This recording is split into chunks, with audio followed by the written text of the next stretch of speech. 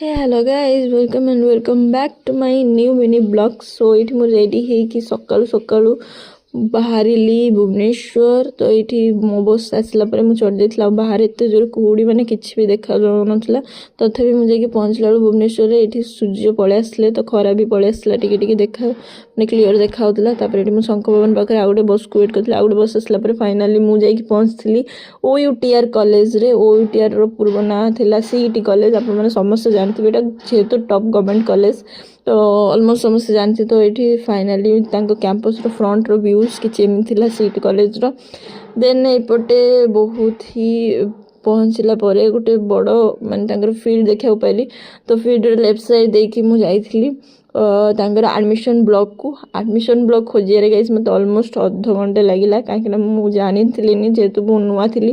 ତ ଏପଟେ ବି ଗୋଟେ ରାସ୍ତା ତାଙ୍କର ଥିଲା ଗାଡ଼ି ଫାଡ଼ି ଯିବା ପାଇଁ ମେନ୍ ରୋଡ଼କୁ, ବଟ୍ ସେ ରାସ୍ତା ବି ଆମକୁ ଜଣା ନଥିଲା ଯେହେତୁ ଫାର୍ଷ୍ଟ ଥିଲି।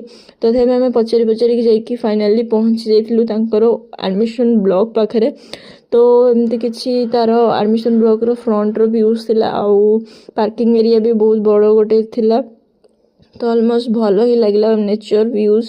ତ ଏମିତି କିଛି କରିକି ଯାଇକି ପହଞ୍ଚିଲି ଆଡ଼ମିସନ୍ ବ୍ଲକ୍ ସାମ୍ନାରେ। ଆଉ ଏଇଠି ତାଙ୍କର ରେଜିଷ୍ଟ୍ରେସନ୍ ହେଉଥିଲା, ଆଉ ଖାଇବା କୁପନ୍ ବି ଦେଉଥିଲେ ତାଙ୍କର। ତ ଲଞ୍ଚର ରେଜିଷ୍ଟ୍ରେସନ୍ କରିସାରିକି ଲଞ୍ଚର କୁପନ୍ ଧରିକି ମୁଁ ଏଇଠି ଏଣ୍ଟ୍ରି କଲି ଭିତରକୁ। ଆଉ ଏଣ୍ଟ୍ରି କଲା ପରେ ସେମାନେ ଉପରକୁ ଯିବାକୁ କହିଲେ। ତ ଉପରେ ଯାଇକି ପହଞ୍ଚିଲୁ ଆମେ ଏଇଠି ଅଡ଼ିଟୋରିୟମ୍ରେ। ଆଉ ଅଡ଼ିଟୋରିୟମ୍ର ବହୁତ ଭଲରେ ସଜି ହେଇଯାଇଥିଲା।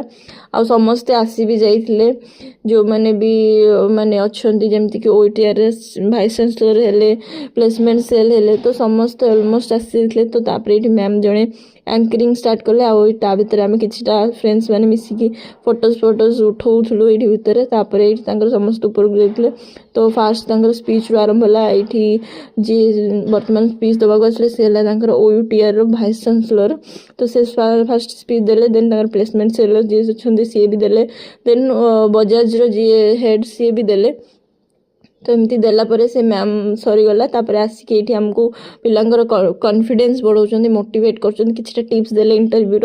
ତ ଭଲ ଲାଗିଲା। ଦେନ୍ ଏଇଠି ହାଇ ଫାଇ କରିକି ଆମକୁ ବାଏ ବାଏ କରିକି ଗଲେ। ତ ତାପରେ ରିକ୍ରୁଟର୍ସ ବି ଯେଉଁମାନେ କମ୍ପାନୀର ସେମାନେ ବି ଆସି ଏଠି କିଛିଟା ସ୍ପିଚ୍ ଦେଉଥିଲେ। ଦେନ୍ ଆମେ ଯାଇକି ଉପରକୁ ୱେଟିଂ ହଲ୍ରେ ତାଙ୍କର ୱେଟ୍ କଲୁ, କାହିଁକିନା ବହୁତ ସାରା କମ୍ପାନୀ ଆସୁଛି। ତ ସେଇଥିପାଇଁ ଆମେ ଫେଜ୍ ବାଇ ଫେଜ୍ ଯିବା ପାଇଁ ଆମେ ଏଇଠି ୱେଟ୍ କରିଥିଲୁ। ତ ତା ଭିତରେ କିଛିଟା ଇଣ୍ଟରଭ୍ୟୁ ଦେଲୁ। ଦେନ୍ ଆମର ଲଞ୍ଚ ଆୱାର ହେଇଯାଇଥିଲା। ଲଞ୍ଚ ଆୱାରରେ ଆମେ ଖାଇବାକୁ ପଳେଇଲୁ। ତ ଖାଇବାରେ ହେଇଥିଲା ବିରିୟାନୀକୁ କଚୁମ୍ବର ଆଉ ଭେଜ୍ ବିରିୟାନୀ ହେଇଥିଲା, ଭଲ ହିଁ ଥିଲା ଟେଷ୍ଟ। ତ ଆଉ ଏଠି ମୁଁ 2ଟା ସାଙ୍ଗ ବି ବନେଇ ଦେଇଥିଲି, ତ ଇଣ୍ଟରାକ୍ସନ୍ ହେଇଯାଇଥିଲା କିଛି ଭଲ। ଦେନ୍ ଏଇଠି ଖାଇଲୁ।